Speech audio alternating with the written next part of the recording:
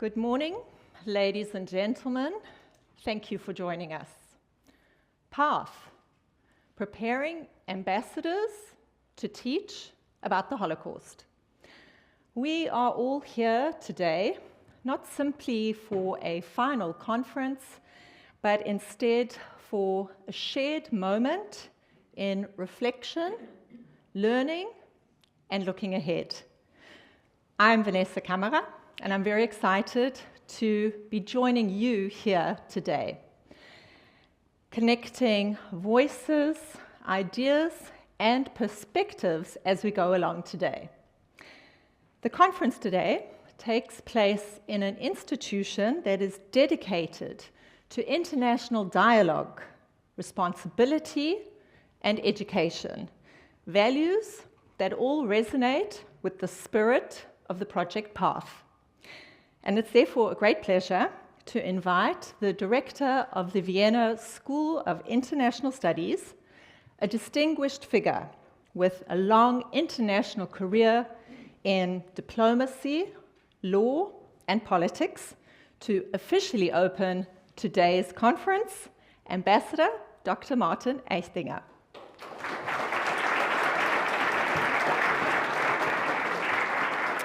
Ambassador Eichtinger, thank you very much for welcoming us here today and for hosting this event in this wonderful building. The stage is yours. Thank you very much. Thanks. Dear participants at the Path Final Conference, a warm welcome to all of you here at the Diplomatic Academy. A wonderful good morning. We have interesting subjects to discuss today. We are a few days after the International Holocaust Remembrance Day. Many Holocaust survivors have been active for decades to pass on their horrific experiences and have acted to increase the number of those who are committed to the never again.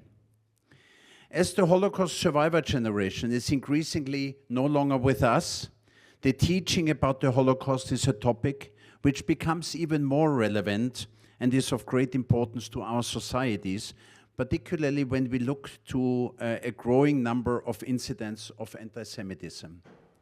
Over the past decades, much has happened in Austria when it comes to fighting anti-Semitism and to educating about the Holocaust. I was personally involved in Austria's efforts to come to terms with its past and its role during the Nazi regime.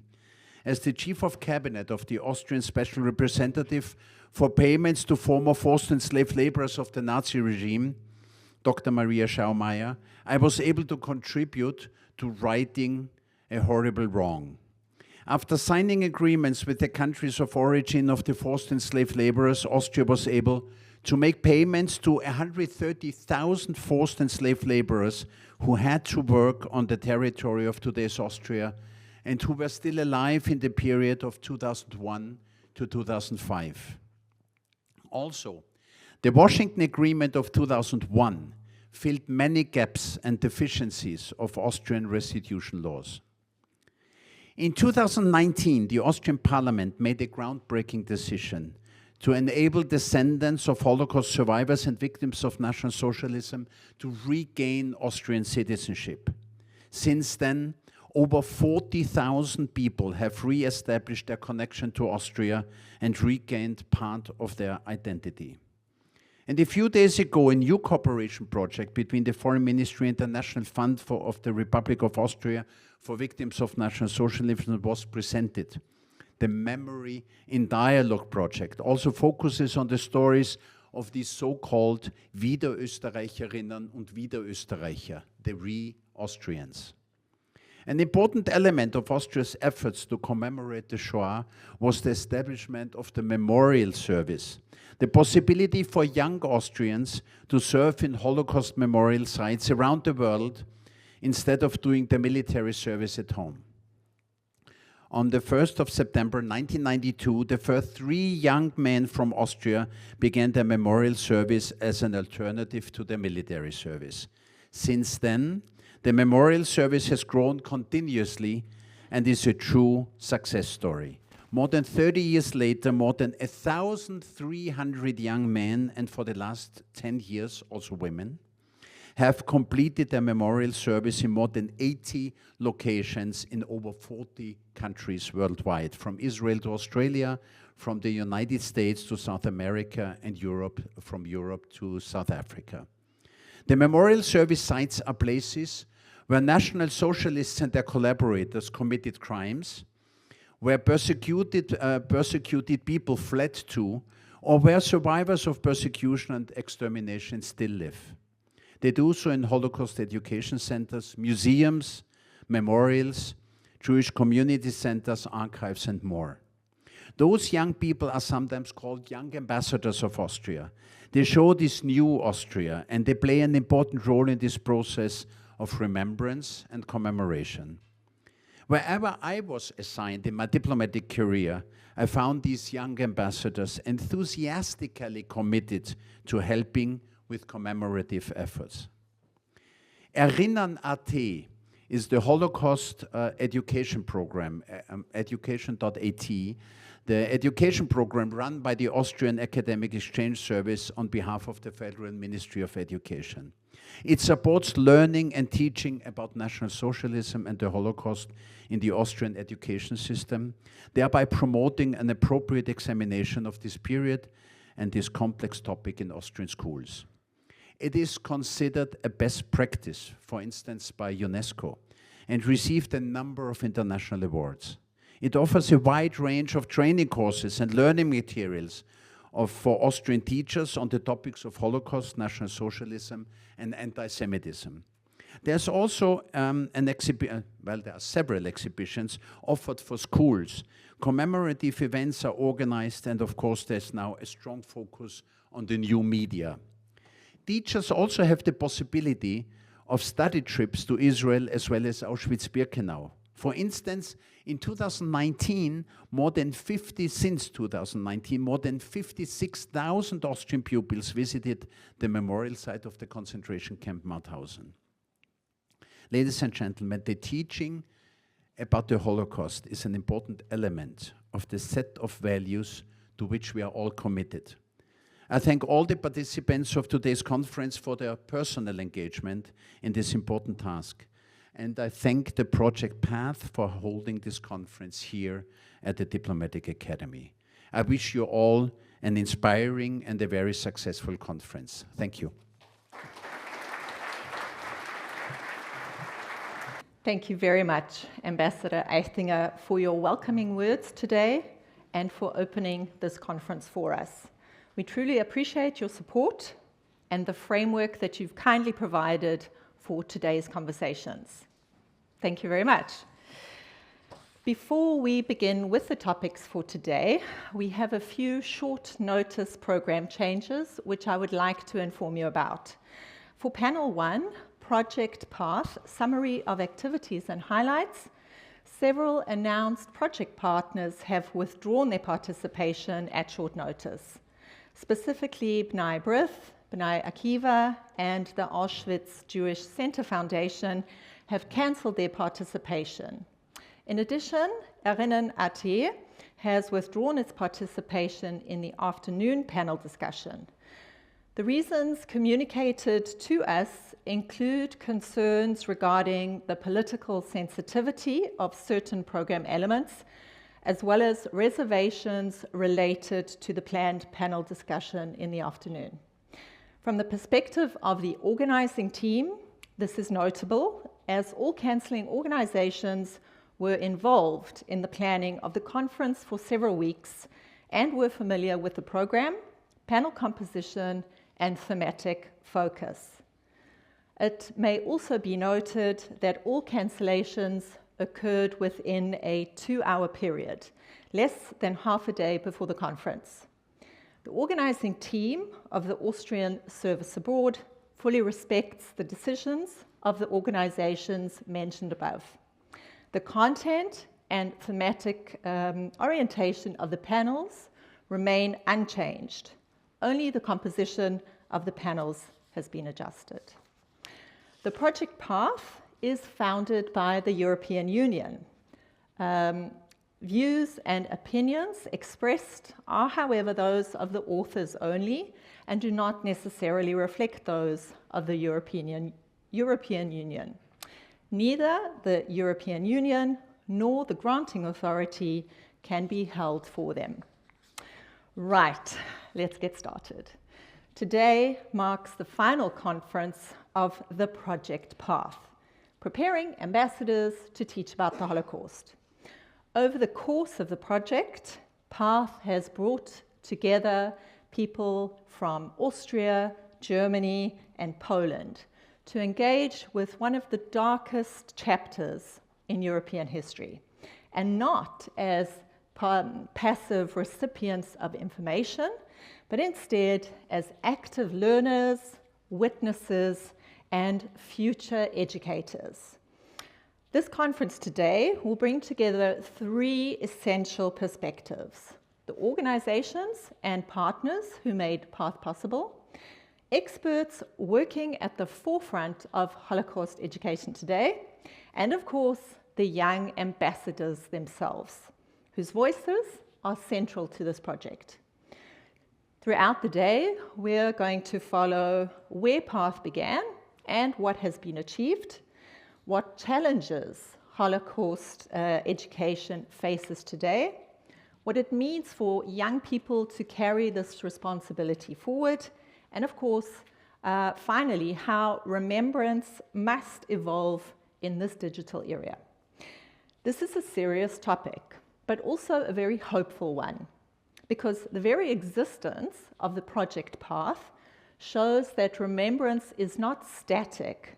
Through our ambassadors, it is alive, relational, and future-oriented. So, if you are all ready, to help us set the foundation, it's an honor for me to begin with our keynote speaker.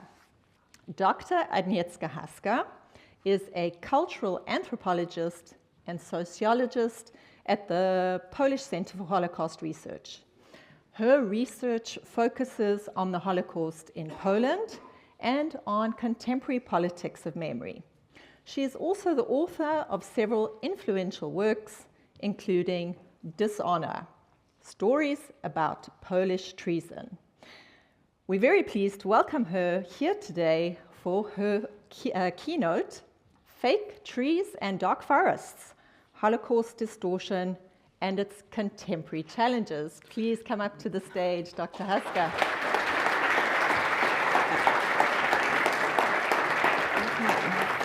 I'll leave it to you. Thank you. Thank you very much. Hello, everybody. My speech today will be, as it said, about fake trees and dark forests. So about Holocaust distortion and its contemporary challenges. And firstly, I want to explain my title, What About Fake Trees and Dark Forests? And I wanted to start with a quote from Yehuda Bauer, who passed away in 2024, Holocaust historian, a very known figure, a crucial figure to combat anti-Semitism and Holocaust distortion in Europe. From 2000, he was also a historian of Yad Vashem for many, many years. And in his essays in a book, Rethinking the Holocaust, Yehuda Bauer wrote, "We, the historians and storytellers, have been down in the cellars digging for facts, developments, connections, and context. We still are, and we will be there for a very long time. We tremble with excitement and very often with horror at what we discovered in archives or hear in testimonies. We would frequently like to run away from the abyss that opens in front of us time and time again. But we must overcome this temptation. We must tell the story. Occasionally, too, we have to view the Holocaust from the angle that may give a broader view. The trees are vitally important. The forest is not less so." So obviously Bauer here writes about Holocaust scholars, but this is also a quote about Holocaust education and Holocaust remembrance. That we need to look at the Holocaust not only from the perspective of individuals, but also from the broader picture. But the first challenge and the main challenge right now for Holocaust research, for Holocaust education and Holocaust remembrance is sometimes in this forest, the trees are fake. And the forest becomes a dark forest. We cannot recognize what's the real tree and what's the fake tree. The main truth, the axiom of post-war in Europe is the truth of the Holocaust is not up to debate. This is the axiom, the thing that was not to debate for many, many years after the war up till now. Right now, in digital era, for many reasons, everything is up to debate. Everything got their own truth. The guardians of the truth, the scholars, institutions, well, sometimes need to defend themselves because somebody on social media is writing that I know better.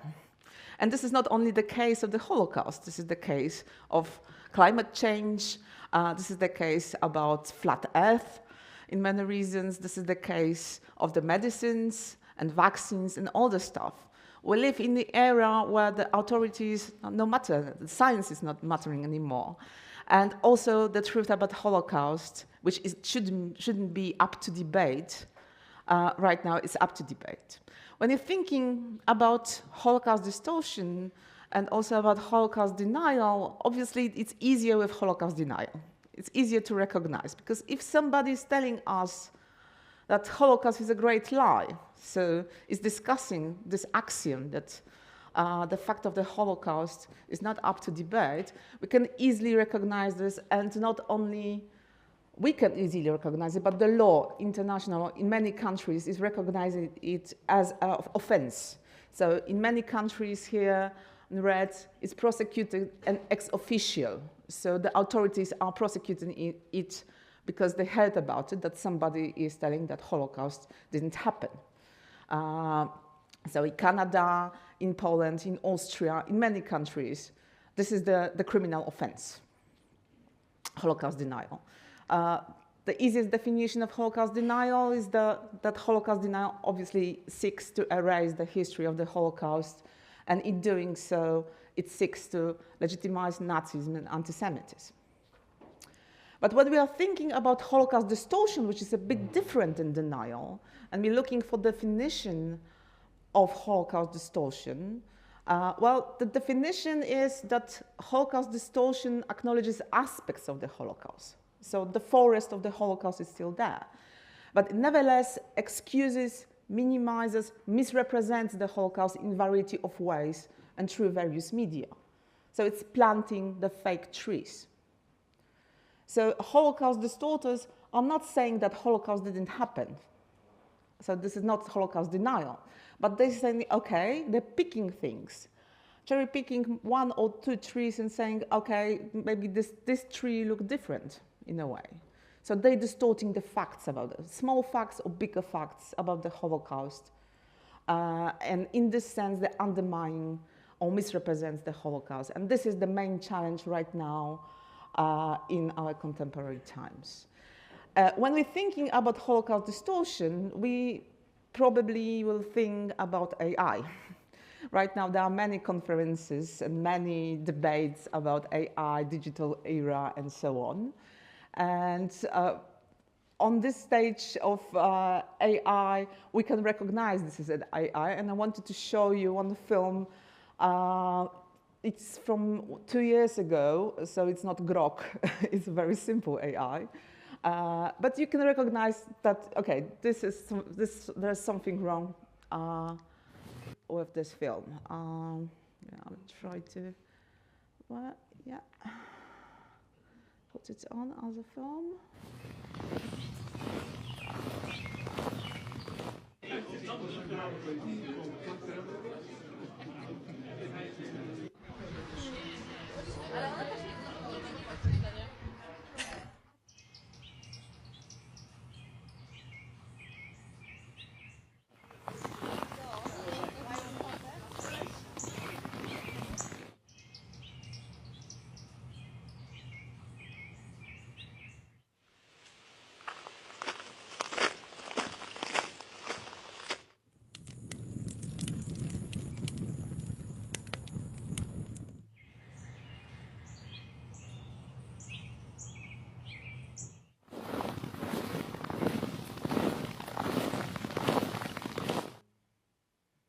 So we can obviously recognize that somebody prompts AI how liberation of Auschwitz looked like.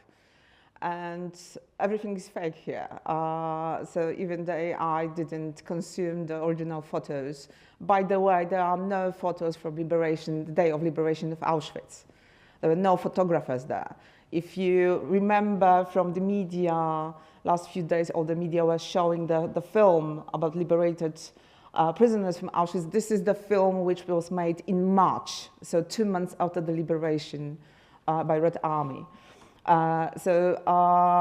Because there were no photo op on 27th of January 1945. So yeah, this is not staged in a way that this film, the Soviet film from March, that prisoners were still there in March. They were liberated in the end of January, but they were still there. So you can recognize this is all fake, right? So somebody imagine this is from TikTok account. This film gained 2 million viewers in the internet. This is the history account in TikTok. The AI is imagining different things right now. This is mainly an account that's showing short films about history time travelers. So for example, how somebody can be in Pompeii on the volcano day, or somebody can be in Europe during the, sorry for that, yeah, okay. Somebody can be, for example, during the Black Plague in 13th century Europe. So this is kind of things. But they're saying in the description that this is for educational purposes. It's better imagine how it looked like. It didn't look like that, obviously. There are no birds chirping and so on.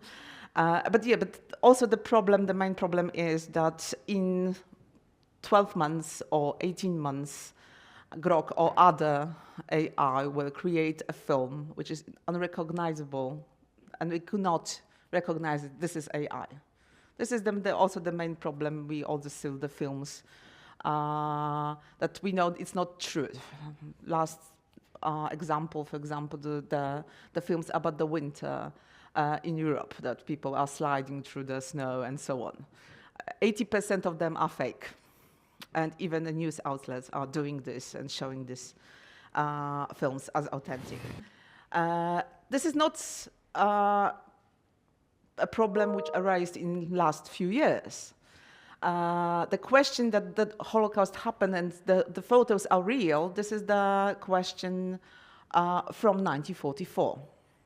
When Red Army liberated the first death camp, concentration camp in Majdanek in July 1944, Majdanek was the first, one of the biggest camps. It was liberated, and the first example of something that happened there, Holocaust. They didn't call it Holocaust back then, so something which was unimaginable. In August 1944, from Moscow flew the Western correspondents of newspapers, mostly from United States, but also from Great Britain. They were taken from Moscow by plane to Lublin, to Majdanek, to show them what happened there. And this here, you got photos and you've got a small note from 28th of August 1944 in Life magazine in the United States about the Lublin funeral and showing the photos. This is also an interesting topic, how the iconography of the Holocaust was emerging at that time. What to show people, to explain them what happened to Jews. But it's a different topic. Also, the thing was that when correspondents showed the photos to the editors mostly in United States newspapers were saying, well, are you sure this is not fake? Are you sure it did happen? This can be Russian propaganda, Soviet propaganda. And there are two quotes, one quote from the editor of New York Herald Tribune. They published the story about Majdanek, but with comment, perhaps we should wait for the further confirmation of the terrible stories coming out of Lublin. Los Angeles Times, they published the story of the journalist Roman Carmen, but they also got this sentence that only Soviet war correspondents write special dispatches about the German crematorium in Lublin. So they didn't believe that it happened. They were writing about this, that we should wait for confirmation. We don't know exactly what happened. The crematoriums in Majdanek, they were there, but we don't know if this is not all staged by Soviet propaganda.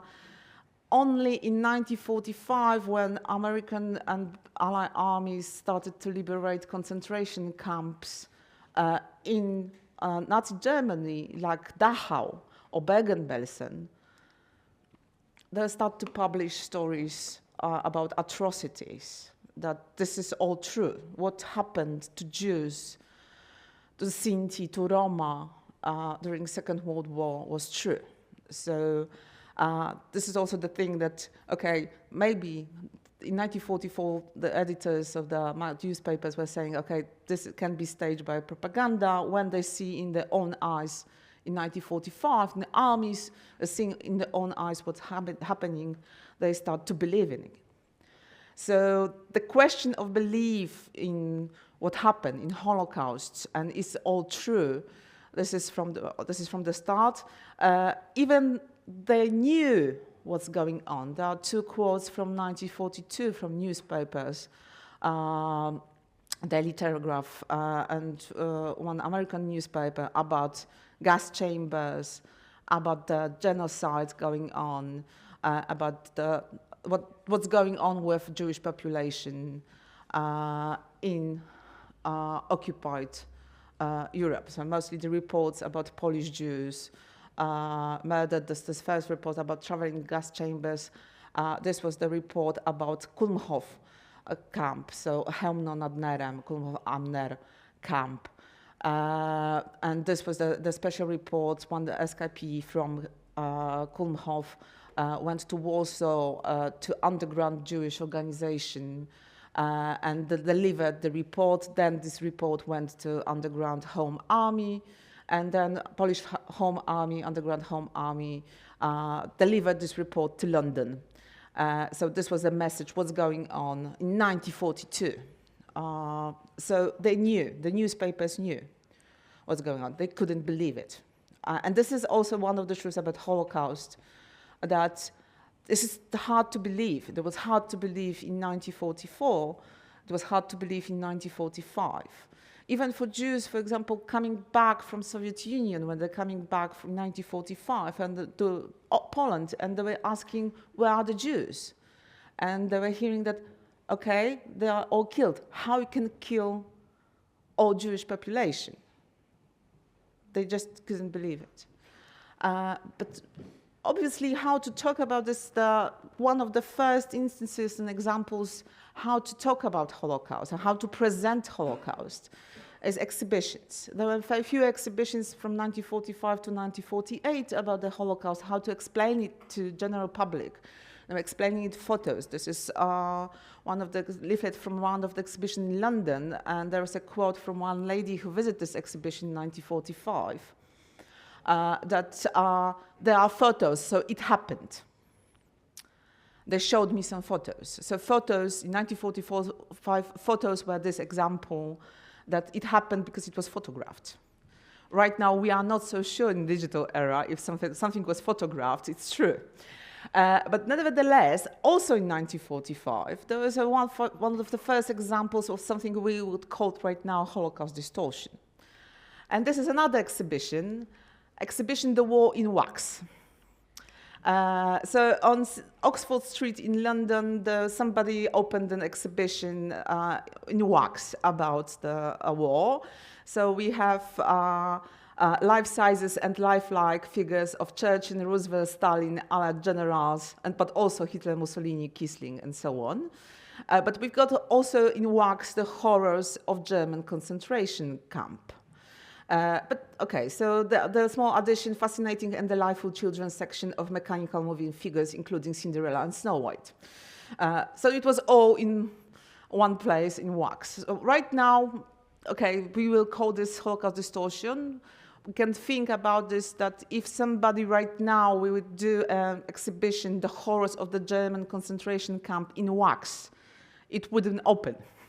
Because everybody said, this is something not right. This is wrong to do. But back then, this was also for profit, and for other places, people were interested to see. So this is one of the first examples we will call right now Holocaust distortion. So what's behind Holocaust distortion, if we're talking about motives? Obviously, the first thing is anti-Semitism and other conspiracy theories. So anti-Semitism is fueling Holocaust distortion. Also political and financial gain is fueling Holocaust distortion. Not to mention hate beliefs, also hate speech, and so on. Obviously, Holocaust in the last 80 years become a recognizable symbol. Symbol of atrocities, symbol of murder, a symbol everybody recognizes. If you've been to former Auschwitz-Birkenau camp and you can observe how tourists are making photos there, 90% of photos, first photo everybody's taking, sometimes putting on social media, is obviously Arbeit macht Freigeld. So everybody is taking out the cameras and the phones and doing this because everybody recognizes this as a symbol of Holocaust and symbol of this place.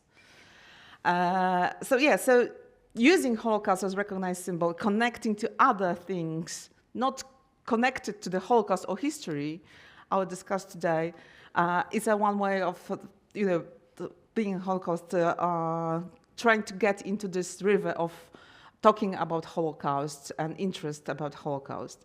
Sometimes in cases of many countries, this is the motivation behind this rivalry of memory, that we suffered also in Europe. So everybody's talking about Holocaust, so we undermine Holocaust because we want people to hear about our suffering of our nations, especially in Central and Eastern Europe. Obviously, we got post-truth era trends, so everybody should be undermined. The things that were axioms, as I told before, should be undermined. Sometimes it's just lack of knowledge or lack of awareness, lack of empathy. So we're using the topic of the Holocaust, we're distorting the Holocaust, not because we are anti-Semites, but just because we don't have knowledge about this. So we're thinking what we're thinking and doing this. One of the example of Holocaust distortion is obviously the gross minimization of the number of victims of the Holocaust in contradiction to sources. So this is undermining the authorities, these guardians of knowledge I told you about. We don't believe scholars or institutions. And we're trying to undermine, we are not saying that the Holocaust didn't happen, but we're trying, okay, that the number 6 million or 1 million killed in Auschwitz is wrong. And this is, I put it from the X platform, this is from this year, January 18, that somebody was saying, okay, but the highest in the number tattooed on Auschwitz, which is not true, it's a lie, by the way. It's less known. So why are we telling about that Holocaust in Auschwitz-Birkenau, 1 million Jews were killed, if the numbers are, and the obvious explanation for this that Jews were coming to Auschwitz-Birkenau, they were not tattooed because they were killed instantly. There are no registry for them in the camp. Numbers were tattooed on inmates who were registered as prisoners in the camp, not people who were killed. Sometimes, always, also, for example, we're talking about Holocaust in public discourse, not mentioning Jews or Sinti or Roma. So we're talking about Holocaust, but with no mentioning who died, who perished in the Holocaust. Another two examples. One example, the statement by Donald Trump. This is not recent, this is 2017. So in 2017, on Holocaust Memorial Day, Donald Trump issued a statement that we're honoring the 6 million people. And when organizations were addressing it, that we should mention that 6 million Jews, for example. So the spokeswoman for President Trump said that we are incredibly inclusive group. So he's saying people, not Jews. This was the same day when Donald Trump signed the travel ban. to United States, you can remember, so very inclusive. The second example is from this year, on Monday on BBC, various BBC Breakfast, BBC News Channel, they were using phrase 6 million people or 6 million mostly Jewish people, and they apologize also for it. So, for example, not saying 6 million Jews or in the Holocaust perished Jews, Roma and Sinti, but 6 million people. This is also not new. During communist times, communists in Eastern Europe were saying in memory sites about people. This is from Kulmhof, from Helmno, in the forest. There is a quote from one of the inmates from December 1944. His name was Israel Zigelman. He wrote a note, and in this note, he wrote that we were taken to the small city between Koło and Dąbie. We were taken to the forest, and then we were gassed, and we were shot at, and we were burned. We are asking that our future brothers will punish our murderers, and we are asking the witnesses of our suffering who are living in this neighborhood that they will tell truth about this murder all around the world. The real quote from Israel Zigelman, that the murderers were named Germans, future brother were named our Jewish future brother, and the witnesses were named that witness Poles. And the communist government, when they put in 1964 this monument, omitted Germans, Jews, and Poles. The communist governments were saying that Holocaust was an international event. Everybody suffered. So they were not saying this is a Jewish thing, Holocaust, not Jews perished. The Czechoslovakian perished. Poles perished. People from Yugoslavia perished, but not Jews. So they were not addressing why Holocaust happened, about anti-Semitism, and who witnessed that. And even from the original quotes, they just erased who perpetrated it and who died. Sometimes in Holocaust distortion, we can see state-sponsored manipulation of Holocaust history for many reasons, but in order to sow political discourse within or outside national borders. This is the example from Bulgaria. In Bulgaria, in every March, we've got the Day of Salvation, and it says sponsored that in spring 1943, many organizations and also Orthodox Church tried to save 40,000 of Bulgarian Jews. This event, this fact is used by the government right now to say that all Bulgaria were saving Jews. And they're trying to also cover the fact that 40,000 Bulgarian Jews were saved. But Bulgaria, which was a Nazi ally, and they had King Boris III and pro-Nazi government were cooperating with Third Reich, but also in 1940 they had very, very harsh anti-Semitic, anti-Jewish legislation. They were occupying also some parts of Greece and Macedonia. And Jews from, for example, Macedonia were sent to concentration camps. So they didn't be saved by the Bulgarian. No, they're trying to cover that the whole Bulgaria was saving Jews during the Holocaust. But Greek Jews, not so much.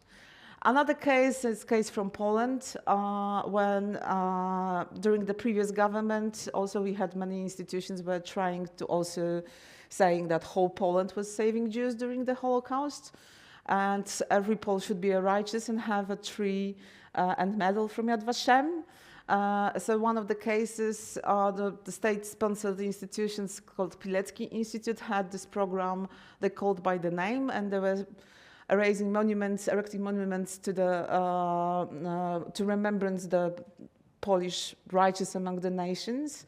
But the thing was also that they were not telling the full story. And how you can recognize this is a Holocaust distortion, and this is state-sponsored, sometimes propaganda. When you've got this monument, you can see that in the memory of Marianna, Władysław, and Stanisław Banaszek, murdered by the Germans for helping Jews.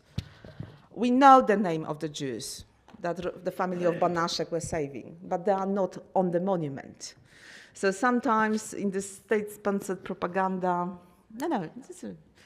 in the state-sponsored propaganda, we have these instances that Jews are mentioned as Jews, but not by their names.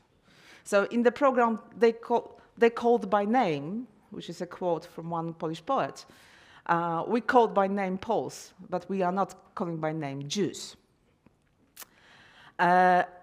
Another case, there are some intentional efforts to excuse or minimize the impact of the Holocaust and its principal elements, including collaborators and allies of Nazi Germany.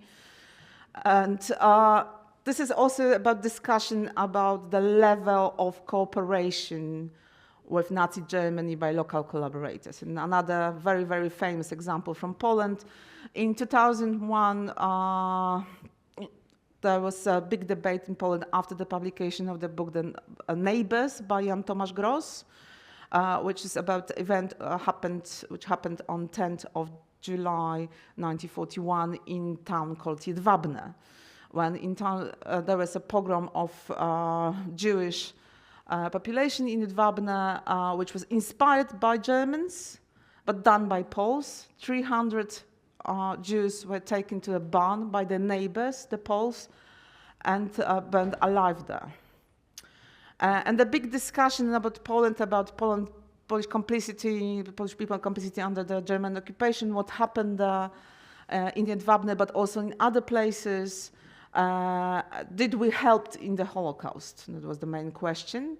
And from there, this is the big political question, even after 25 years.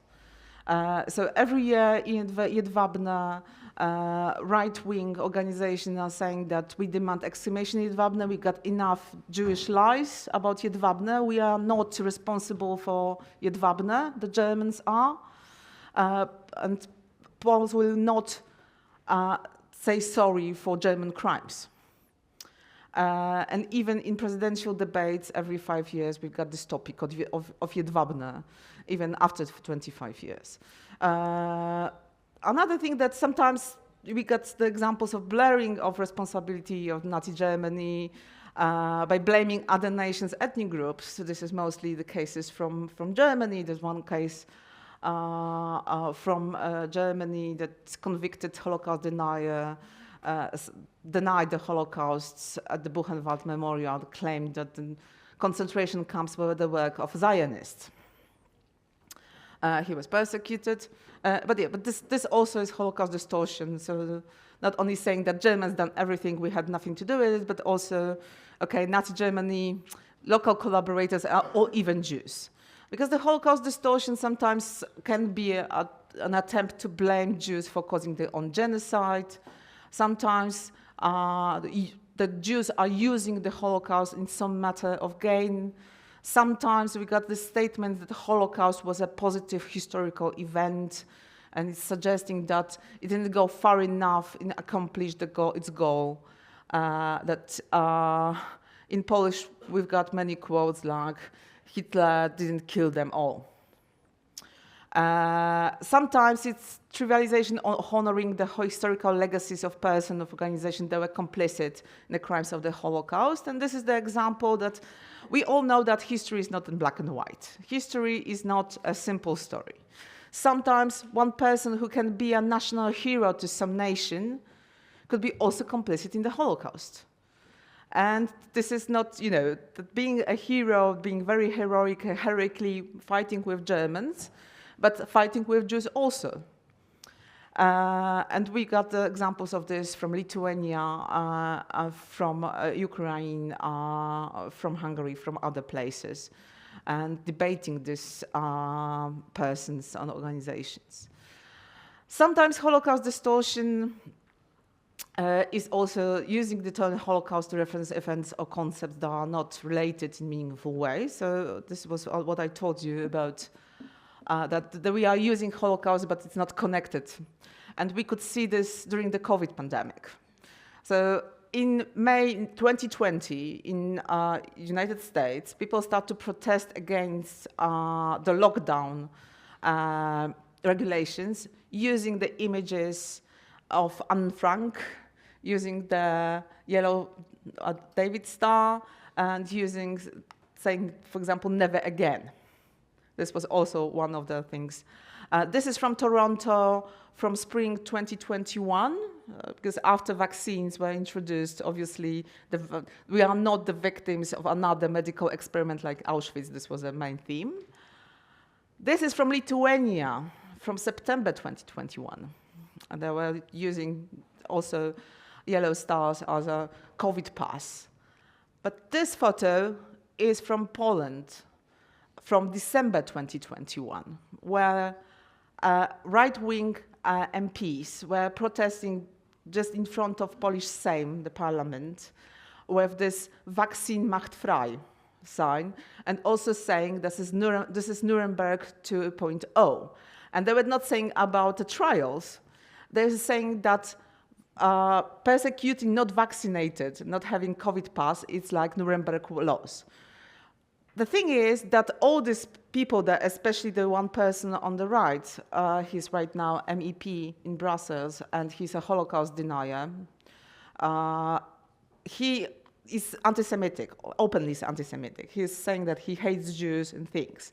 So comparing himself to Jew during this demonstration, that this is like Nuremberg laws, this was quite, in anti-Semitic discourse, we sometimes thinking, okay, it's not internal logic, there's no logic at all.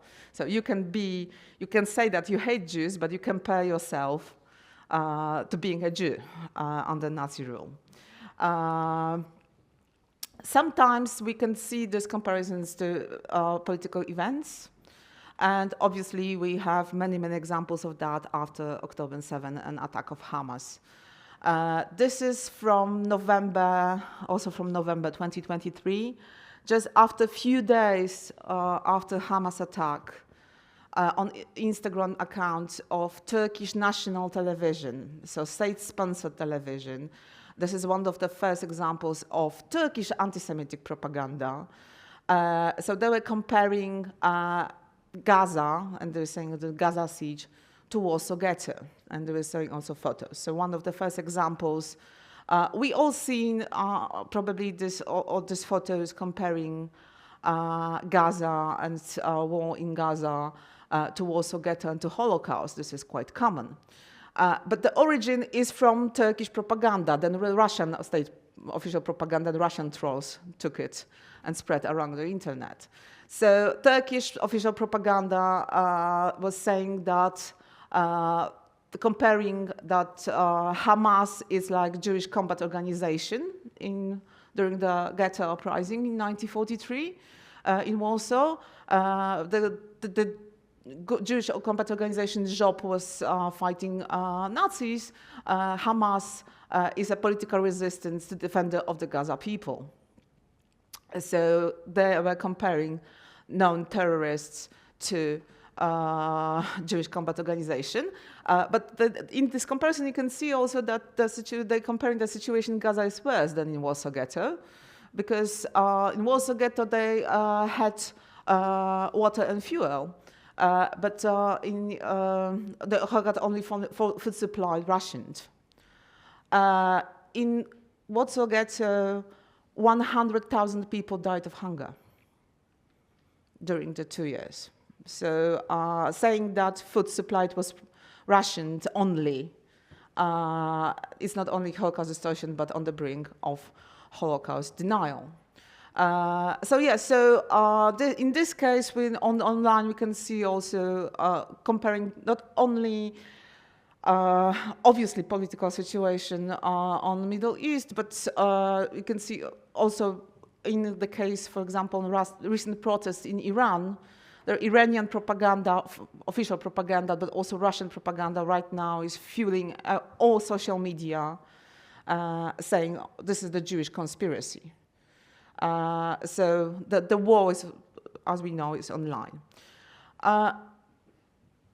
Also, the use of imaginary language associated with the Holocaust, political, ideological, commercial purposes. I was talking about political and ideological, but the few examples, the first example on the left, this is also a TikTok. In 2020, there was this trend on TikTok of people, that time traveler, the people from the Holocaust, the Jewish people are coming to 2020 and they're trying to behave. Or we can recreate that we are trying to be somebody from the Holocaust.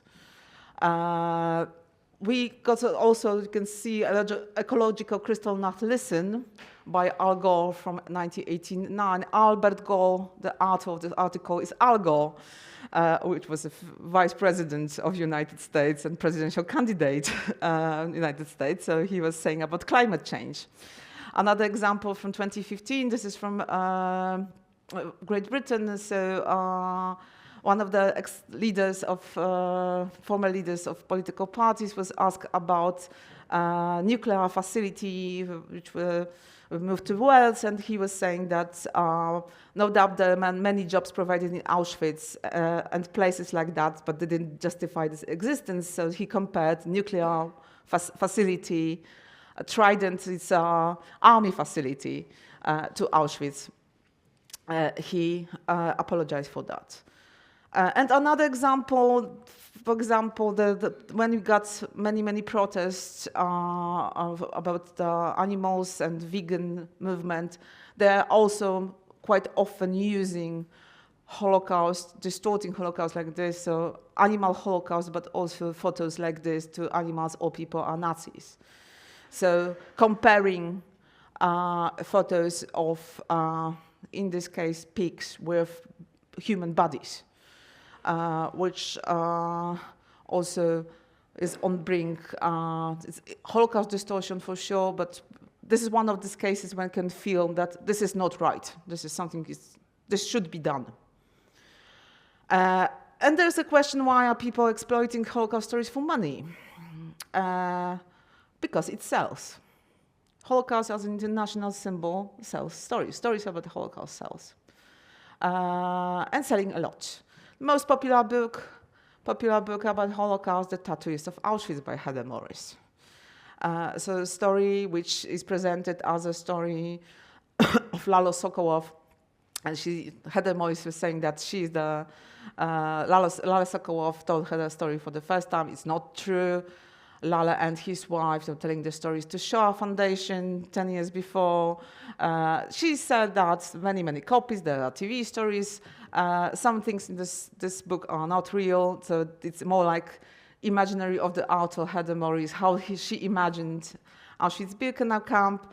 Obviously, we all know other books about Auschwitz. This is the examples are from Polish bookstores, but there's also a meme that we should publish book Auschwitz from Auschwitz, because everything is from Auschwitz. There's a bakery, orchestra from Auschwitz, music from Auschwitz, mystery from Auschwitz, escaping from Auschwitz, sisters from Auschwitz, librarian from Auschwitz, children from Auschwitz, barber from Auschwitz, secret room in Auschwitz. So we should publish a book, Auschwitz from Auschwitz, and it will be a national bestseller.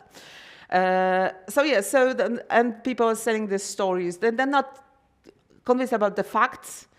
They're saying this is from Auschwitz and just writing some fiction, and they're selling this as historical truth. So this is based on facts.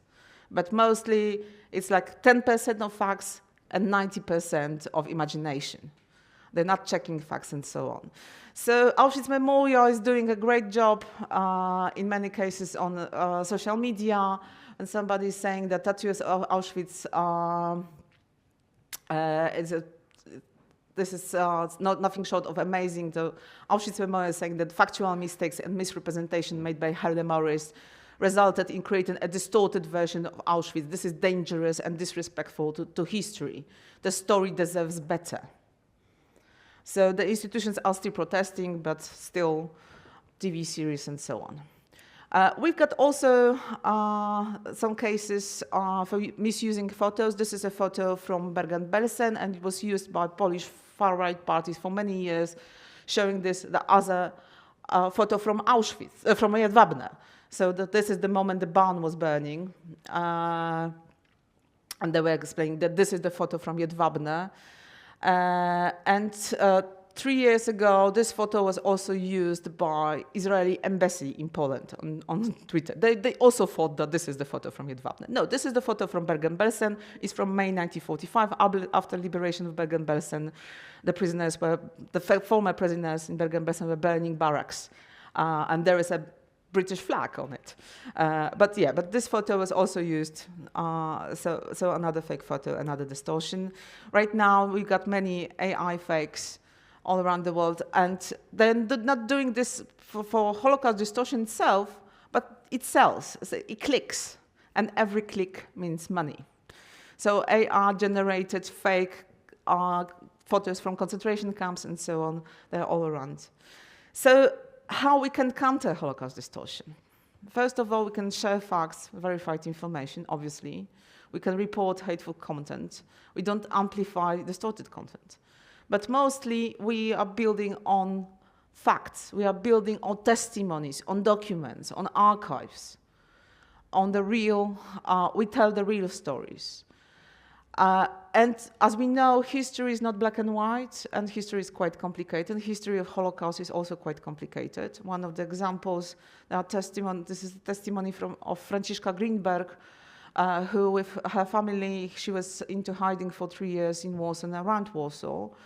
She was writing her diary in 1945, which was published in Polish. Maybe it will be published. And she shows us that sometimes we do not have answers. When we asking, for example, why it happened, she was asking the same question in 1944, 1945, when she was hiding. Why we are so unhappy, without a roof over our heads, without pillows, without clothes, constantly in fear. What will become of us? Why do these people live like this? And why we live differently? Why, and there's no answer. So sometimes we cannot explain why Holocaust happened. We know, we can list the reasons, but the main question why, one of my professors, Professor Barbara Engelke, is always saying that the accumulating a knowledge sometimes is not accumulation of understanding. In the case of Holocaust, we sometimes can understand more, and this needs to be told, that history is not a Swedish buffet we can choose something from. Holocaust story especially need to be taught exactly and with empathy and understanding, but sometimes we cannot understand everything because we cannot understand fully the evil, what happened. Obviously, in combating Holocaust distortion, educational projects and tools are very important for us. So many institutions got this educational project and tools we can use, like maps, like workshops, like this PATH project you've been a part of. Also, education's got this projects for widened audience, like especially consulted films or books. There are many of these, and you know that. Very important thing also that remembers education, especially in small places, in forgotten places of Holocaust, can be distorted Holocaust. Sometimes, this is my Polish experience, the first photo on the left is from one of my hometowns, when I lived for many years, 100 meters from Jewish cemetery, not knowing it was a Jewish cemetery, not knowing that in my town, 1/3 of the population before 1939 was Jewish, because nobody taught me about it. But when I started to think about my local history, and I understood that, okay, this is the local history that happened in my town, a Holocaust. This is not the story of big town like Warsaw or Budapest. This is the story of my Jewish population in my hometown. It became quite different for me. So yeah, so this remembrance education to dig the local stories and to counterfeit fake trees, the big lies, the dark forest about Holocaust and Holocaust distortion. Because as Elie Wiesel said, memory has its own language, its own texture, its own secret melody. It can be wounded, it can be stolen, it can be shamed, but it's up to us to rescue it and save it from becoming cheap, banal, and sterile. To remember means to lend an ethical dimensions to endeavors and aspiration. And this is not also only about history in general. This is about Holocaust. Telling the Holocaust in the right way, the actual facts, what happened, not distorting them, and trying to be careful about Holocaust distortion, identify it, define it, and fight it. is most crucial. Because in post-era witnesses, when there's nobody left to tell us, we saw this, it happened, it means that this is the event from very, very distant past. For my generation, this is the event my grandparents told me about it. For your generation, this is a story of your great-grandparents. So it's very, very long past. This is the times before internet, this is the times before mobile phones, and so on. So telling this right with empathy and not becoming cheap and banal, this is the main goal. Because if we forgot Holocaust, we forgot lessons, somebody saying that history is not repeating itself, it's more like sometimes a circle just going around. But if we still believe in think that it shouldn't happen, that Holocaust was the evil, and Holocaust and other genocides in human history shouldn't happen. So forgetting one or another, saying about rival of memory that this is, okay, the suffering, who suffered more? We should prevent all the suffering.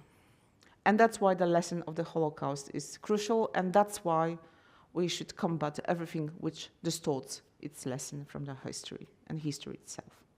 Thank you.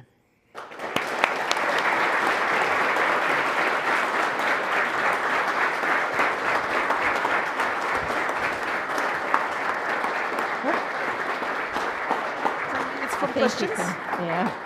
Can you stay here? Yeah. Great, excellent. Thank you, Agnieszka, for that very clear explanation of the complexities that we're dealing with, and for explaining it in a very understandable way. Thank you very much. It was excellent. And now we have a little bit of time for a Q&A session. I'm sure that there are many questions. Let's use the time to ask Dr. Haska. Yes, maybe some questions already from the audience? Hi, with AI getting better and better every day, how can we distinguish between real photos or real videos or fake ones about the Holocaust? Thank you for that question. Okay, so this is the question for Mark Zuckerberg. Mostly, and for other big tech heroes.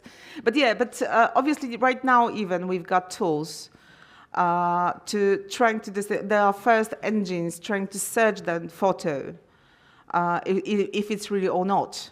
And obviously this is like a race from Disney cartoon. So we are racing the big bunny trying to get somewhere. It's like beep beep. And the AI is doing like this. But I think that because we all recognize that this is dangerous, and this is dangerous for the politics, and this is dangerous for the democracy. If you can see the film that some politicians are doing something they didn't done, and so it's undermining democracy.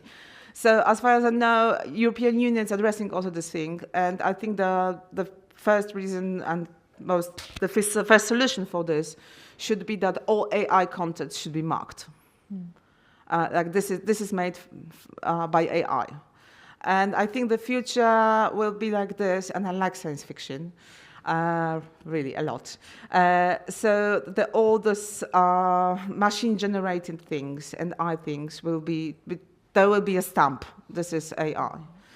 But obviously the dark web will do what they want. So we need to be careful, simply. We need to be careful and have this mind that if somebody is calling us and saying, we want your money, we're not giving it. If the machine is showing us a photo which is a fake, can be a fake. So we need to change our mindset that if it happened because we got a photo, that there's a photo of it, sorry, it can be fake. We are at 200 years of photography, and right now we need to change this. Okay, this can be not true, because we know that photography is lying for us. Photography was always lying, by the way, but it's another topic. So there's no one special trick in that case, because I would have the similar question, how can I tell? No, there is no one special trick, Okay. but I think that it will be in a few years. Let's hope so. Let's hope so, especially in Europe. Especially next election, something went wrong because of AI. All politicians will be, okay, we need to do something about it. Thanks for that fantastic question. Thanks. Yeah. There is one, there is one there and here. Yeah. Hi, I'm Harvey Zoden. Thank you for an excellent presentation. So following up on that question, because everything involves yin and yang, how can you use high tech now with robotics and things like that to bring the story of the Holocaust to life for children and grown-ups, so to use AI and high tech for good? Thank you for this fantastic question. I'm not saying that the AI and all the mechanisms are the evil. As I said, I like science fiction, and personally, I'm wanting a robot at my house because I have no time for cleaning. But obviously the AI and tech are also bringing us good. So it's not evil and it's not Satan should be locked in a cellar. For example, digital access to archives. That right now the machines can compare. Obviously, as scholars, then we need to do something about it. We cannot just, compare it. But machine translation, for example, that there are right now, even now, AI-generated programs that can read letters, for example, and translate it, and trying to get another document from the archives. This is also the future of Holocaust research, that we can generate maps. For example, 10 years ago, when we were creating a map of Warsaw Ghetto, we spent 6 months talking to IT. Right now, IT is talking to AI, and we can generate a map. We've got new tools to show, and also for education. So this is also the future, that digital era is showing us how to research and how to compare, and also how to open archives. 10 years ago, for example, for me, I need to go to Vienna to see the archives. Right now, I've got all archival description about Holocaust on one page, and this is European Holocaust Research Infrastructure, which is great. Yeah, there was one question here. Yeah. So there was one point in the presentation where it said it was a myth that the Holocaust was caused and organized by Zionists, and I would like to understand this point a little bit more. What exactly is meant with that, and why something like that would happen? Okay, so this thing about this man making a statement in Buchenwald that the Holocaust was organized by Zionists. Firstly, obviously, it's bluntly lie. Secondly, we've got this, that right now Zionism all around the world became a symbol and a theme that all the evil is made by Zionists. And it's obviously, the thing is that the history of Zionism, especially in Central Eastern Europe, is very complex. So it's more like saying that there is a monster and we call this Zionism. For me, as a Polish person, it reminds in March 1968, the communist government in Poland trying to expel all the remaining Jewish population, and they were using the same term. So Zionists go to Israel. So this person just combined Holocaust Zionism in one sentence, which was wrongful, and he is a convicted Holocaust denier, and right now he's convicted Holocaust distorter by German authorities. So in many cases, especially in conflict in Gaza, and especially in memory places like Buchenwald camp or former Auschwitz-Birkenau camp, we've got this incident that somebody is coming and saying, we are not, as Germans, as Poles, responsible for that. The Zionists are the evil ones everywhere. All the Israelis are evils everywhere. So they're just using this as a political tool. And they're using Holocaust as a political tool, as I showed you in this meme about the Turkish official propaganda. Yeah, so we've got one more question. I'm going to say maybe two more questions. Yeah, from the audience, yeah. Because you said he's a convicted, to that question from him, he's a convicted Holocaust distorter and denier. I just wanted to know to what extent is distortion illegal in Austria or Germany as well? Because it seems like that's a great distortion. So it's obviously illegal, but in a sense, if you don't really know what you're talking about, you could distort and maybe then be convicted, or what would be the cause? As far as I know, in this case, there was the law was used that because it happened on the site of Buchenwald camp. So in many European countries, you've got this law about not only distorting the history, but I want to say, okay, I'm not the law person. So, my understanding is like the desecration of the sacred place in case of national remembrance or national memory. So, for example, in Poland, we've got when somebody, for example, is trying to protest in Birkenau, former death camp. So, obviously, the museum are not allowing this, or they're trying to get people out, or they're saying, okay, so we can try to, for example, find somebody for doing this because this is a place of national remembrance, and there are special laws that you can not do some things in the place of national remembrance. So in this case it's distortion, but mostly distortion. Sometimes in some countries we've got this law that distortion is more like hate speech. But in many cases we've got the special laws about the Holocaust. So for example, lying about Holocaust or Holocaust denial, but also distorting Holocaust. In many cases, for example, there are private people who are taking these cases to court. So saying wrong things, saying not facts about Holocaust, saying defaming my family, for example, on the fate of my family, what happened. And there are mostly court cases with financial fines, like 10,000 euros, 20,000 euros in this, yeah. So we've got a question here. I think let's take one more. Yeah, so one last question.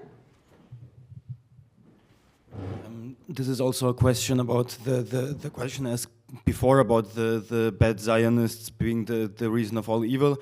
Do you think that people who do this kind of distortion for their living should have a place in a panel discussion like here? And this is a question not only to you, but to everybody in this room. Okay, so to answer your question, I think that we all should think about the context of the situation and context of what we're talking about and how we talk about some things.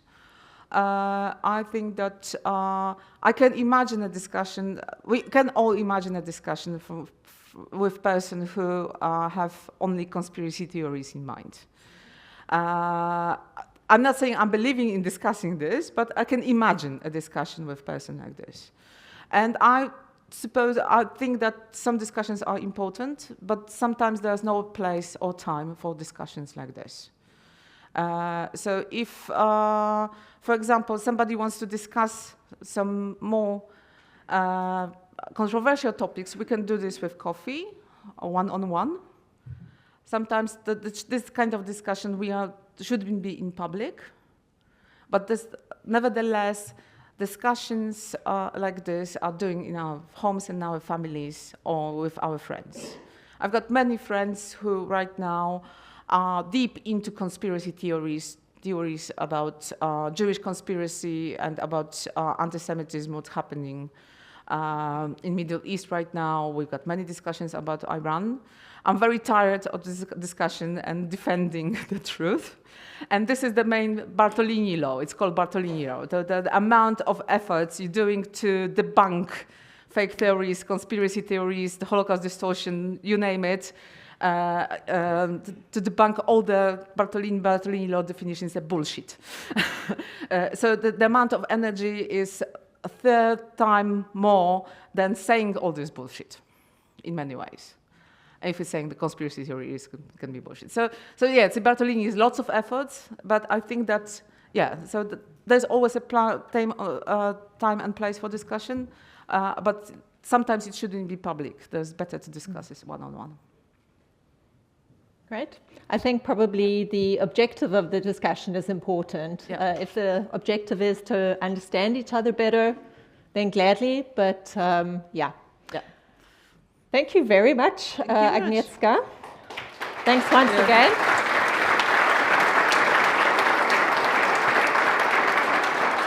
You can stay here.